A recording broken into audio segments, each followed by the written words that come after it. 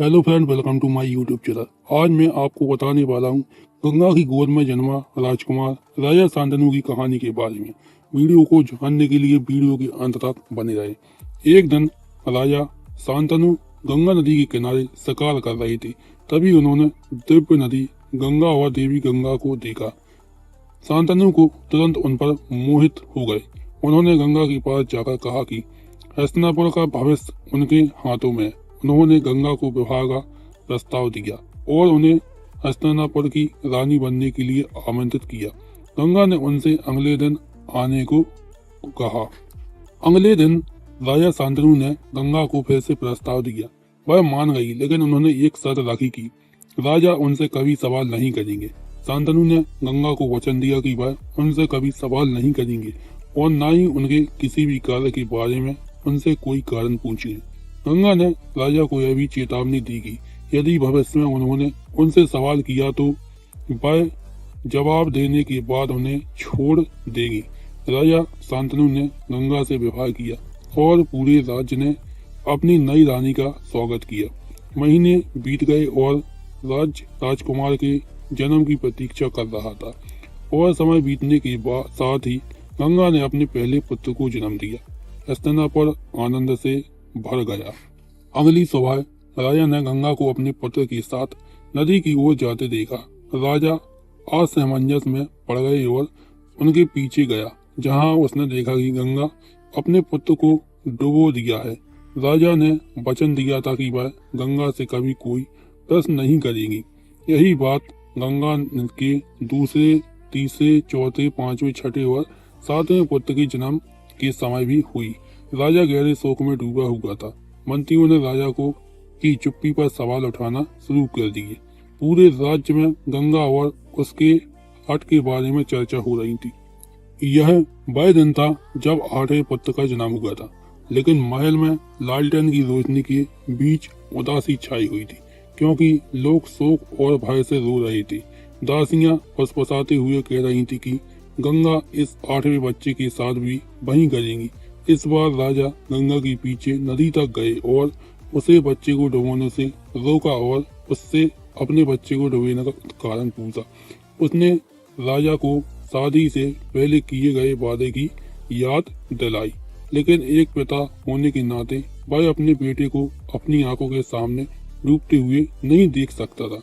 तब गंगा ने अपने अतीत की एक कथा सुनाई कि वह ब्रह्मा की पुत्री है और अपने पुत्रों को एक श्राप से बचा रही हैं। गंगा और शांतनु दोनों एक ही श्राप से ग्रस्त हैं। गंगा ने बताया कि शांतनु अपने पिछले जन्म में राजा महाभीषण थे और देवताओं के राजा इंद्र के मित्र थे। एक दिन महाभीषण अप्सराओं का नृत्य देखने स्वर्ग आए। उसी समय गंगा भी अपने पिता ब्रह्मा के साथ स्वर्ग आई थी। महाभीषण लगातार गंगा को देख रहे थे ताकि एक हल्की हवा से गंगा के कंधे से दुपट्टा उड़ गया और महाभीषण को छोड़कर दरबार में सभी ने अपनी निगाहें जमीन पर टिका दी। गंगा भी उन्हें देख रही थी। ब्रह्मा क्रोधित हो गए और उन्होंने उन्हें पृथ्वी पर जन्म लेने का श्राप दिया।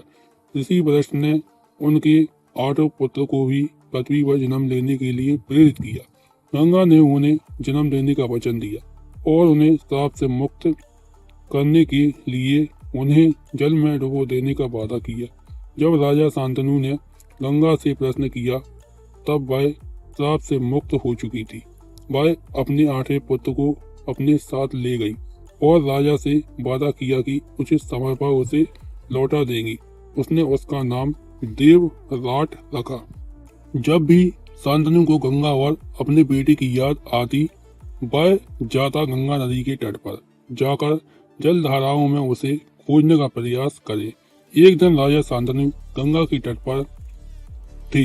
सारथी रथ चालक ने उनसे पूछा कि रथ किस दिशा में ले जाए। शांतनु ने उन्हें अपनी इच्छा अनुसार किसी भी दिशा में ले जाने को कहा। तभी उन्हें 2 बच्चों के रोने की आवाज सुनाई। उन्होंने आवाज का पीछा किया और उन बच्चों तक पहुंचे। ऐसा प्रतीत हुआ मानो वे किसी ऋषि के बच्चे हों, लेकिन आस पास कोई नहीं था। राजा ने कहा कि शायद वे ऋषि के ध्येय को नहीं जानते होंगे, इसलिए इन बच्चों को पीछे छोड़ना उचित नहीं है। उन्होंने उन्हें अपने साथ महल ले जाने का निर्णय लिया। उन्होंने लड़के का नाम कृपा और लड़की का नाम कृपी रखा, क्योंकि उन्हें ऋषि की कृपा से भी बच्चे मिले थे। उन्होंने उन बच्चों को राजगुरु को सौंप दिया, क्योंकि राजा गंगा की प्रतीक्षा कर रहे थे, जिन्होंने उन्हें उनके 8वें बच्चे को लौटाने का वादा किया था। 16 वर्ष बीत गए और राजा अपने 8वें पुत्र की प्रतीक्षा कर रहे थे। एक दिन राजा अपनी खिड़की से गंगा नदी को देख रहे थे। उन्होंने देखा कि गंगा का प्रवाह बाणों के पुल से रुका हुआ है। वे किनारे पर पहुंचे और बाण चलाकर पुल को तोड़ने ही वाले थे कि एक मधुर आवाज ने उन्हें रोक दिया। आवाज गंगा की थी। गंगा ने अपने वादे के अनुसार अपने 8वें पुत्र देवव्रत को शांतनु को लौटाने का निश्चय किया।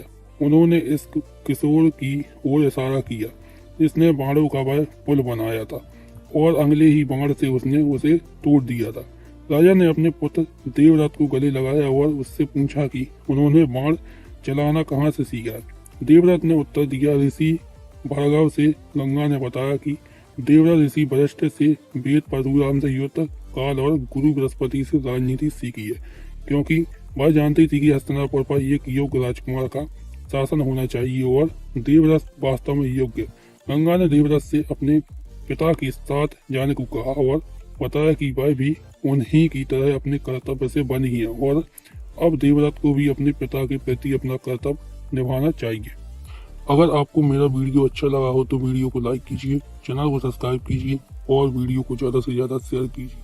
Subscribe now and press the bell icon. Never miss an update.